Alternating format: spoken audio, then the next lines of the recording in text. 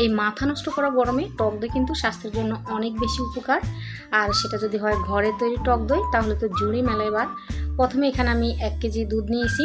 দুধটাকে অনবরত নেড়ে জাল করে নিতে হবে। এখানে কিন্তু আমি চিনি দেইনি, চিনিটা পরে দেব। দুধটা জাল হয়ে অর্ধেক হয়ে গেছে, এবারে এক পাশে সরিয়ে রাখবো।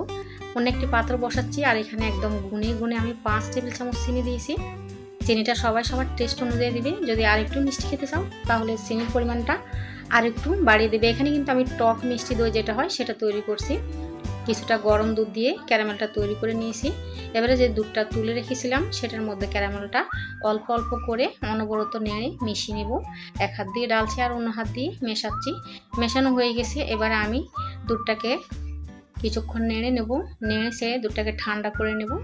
এমন অবস্থা আনতে হবে যাতে দুধটা একেবারে গরম না থাকে, আবার একেবারে ঠান্ডা না হয়ে যায়। দুধের সঠিক টেম্পারেচার জানার জন্য আমরা একটি আঙুল চুবিয়ে রাখবো 10 সেকেন্ড পর্যন্ত। যদি 10 সেকেন্ড আমরা রাখতে পারি তাহলে বুঝবো টেম্পারেচারটা একদম সঠিক আছে।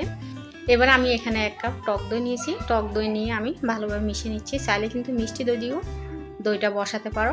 হ্যান্ডউইচ দিয়ে ভালোভাবে মিশিয়ে নিয়েছি। এবার যেখানে আমরা দইটা বসাবো সেই জায়গাটা নির্ধারণ করব। তো প্রথমে কম্বল বিছিয়ে উপরে স্ট্যান্ড দিয়ে দিচ্ছি যাতে পাত্রটা নাড়াচাড়া না হয়। এবার আমি এখানে দই ঢেলে দিচ্ছি। তো এখানে আমি একটি মাটির পাত্র নিয়েছিলাম আর দুধটা আমি উপর থেকে ঢালছি যাতে বাবলসটা উঠে যায়। বাবলস ওঠার পরে দইটা যখন জমে যাবে দেখতে কিন্তু অনেক বেশি সুন্দর লাগবে।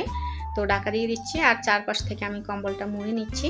উপর আরেকটি তাওয়াল দিয়ে দিচ্ছি দইটা ভালোভাবে জমার জন্য। তো এখানে আমি 7 থেকে 8 ঘন্টা মতো রেখেছিলাম, রাত্রে রেখেছি আর সকালবেলা দইটা তোমাদের দেখিয়ে দিচ্ছি। মাশাআল্লাহ, আলহামদুলিল্লাহ আমার দইটা খুব সুন্দরভাবে বসে গেছে আর কালারটা অনেক বেশি সুন্দর এসেছে। দেখতে যতটা সুন্দর হয়েছে খেতে কিন্তু অসাধারণ হয়েছে মাশাআল্লাহ।